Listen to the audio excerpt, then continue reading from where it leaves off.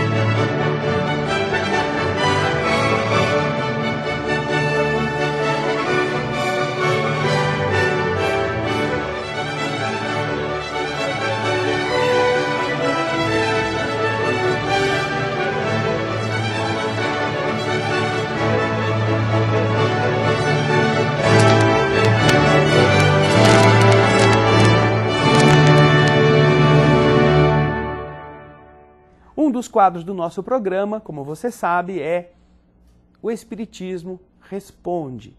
Hoje estaremos respondendo a mais uma questão que é feita por pessoas comuns, por pessoas que queiram saber como as leis espirituais atuam em nossa vida e que muitas vezes pode também corresponder a uma dúvida que você tenha.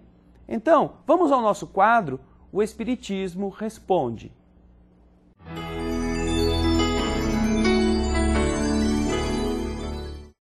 Eu gostaria de saber qual a maior dificuldade para o nosso progresso. O que a doutrina espírita tem a nos orientar? Aí está. A pergunta da nossa irmã Marivan, lá de Campinas. Sim, Marivan, essa constatação que você faz é dolorosa, mas é verdadeira. Nunca estivemos numa época de tantos progressos materiais e enfrentamos ao mesmo tempo tantas angústias. Os aparelhos empregados pela medicina, por exemplo, e a quantidade de remédios contrastam com o volume das doenças, que só parece aumentar. A doutrina espírita, lá na pergunta 785 de O Livro dos Espíritos, nos dá uma indicação sobre este problema. Nessa pergunta, Allan Kardec indaga do mundo espiritual qual seria o maior obstáculo ao progresso. Este progresso que nós estamos buscando em todos os quadrantes da Terra.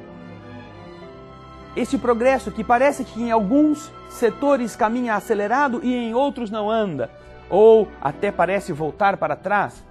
Então a resposta dos espíritos foi a seguinte: o maior obstáculo ao progresso é o orgulho e o egoísmo. Referem-se os espíritos ao progresso moral, porque o progresso intelectual, dizem eles, caminha sempre e, à primeira vista, parece dar a esses dois vícios, o orgulho e o egoísmo, um maior realce, porque o progresso intelectual parece desenvolver, estimular a ambição e o amor pelas riquezas, que por sua vez excitam o homem a buscá-las sem cessar. Então vejam só que coisa interessante. Continuam explicando os espíritos. Ao desejar buscar as riquezas para si, Marivan, o homem passa a desenvolver a inteligência, o senso de discernimento, começando a aprender a distinguir entre o bem e o mal. Depois de ter conseguido conquistar os bens materiais que satisfazem seu egoísmo e enaltecem o seu orgulho, esse mesmo homem continua se vendo infeliz ou insatisfeito. Por isso ele percebe que não terminou ainda a busca pelo bem-estar, mesmo que ele já esteja possuindo todas as coisas que ele tanto desejava. Isso é tão comum conosco, queridos telespectadores. Já nos revestimos com todos os confortos, já estamos com todas as coisas que nos fazem nos sentirmos bem, com bem-estar, com alegrias, e ainda assim, ainda falta alguma coisa. Essa constatação é aquilo que faz desenvolver também o senso moral. E é por isso que, das frustrações, das buscas materiais e das infelicidades daí surgidas, se inicia o desenvolvimento do mundo moral, fazendo que até mesmo do próprio mal se possa retirar o bem. No entanto, Marivan, na ordem das coisas, essa discrepância, essa contradição entre o avanço da tecnologia e o sofrimento das pessoas é uma situação transitória, explicam os espíritos, uma situação temporária e que vai mudar na medida em que o homem compreender melhor que existe, fora dos prazeres, dos bens terrenos, uma felicidade infinitamente maior e que é infinitamente mais durável. Se nós formos agora lá nos capítulos 7º e no capítulo 15º de uma outra obra espírita conhecida pelo título O Evangelho segundo o Espiritismo, nós encontraremos os ensinamentos de Jesus sobre a humildade e a caridade, as duas virtudes que se opõem ao egoísmo e ao orgulho.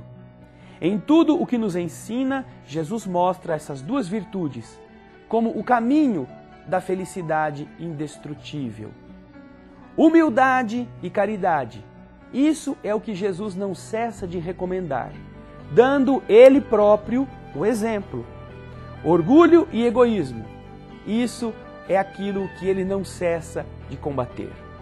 Lembremos-nos, queridos irmãos, queridas irmãs, de que quando Jesus quis ensinar aos homens quem seria o maior no reino do céu, chamou uma criança e colocou-a no meio dos seus seguidores, dizendo: em verdade eu vos digo, que se vós não vos converterdes, e se não vos tornardes como crianças, não entrareis no reino dos céus. Todo aquele que se humilhar e se tornar pequeno como esta criança, será o maior no reino dos céus. E todo aquele que recebe em meu nome uma criança,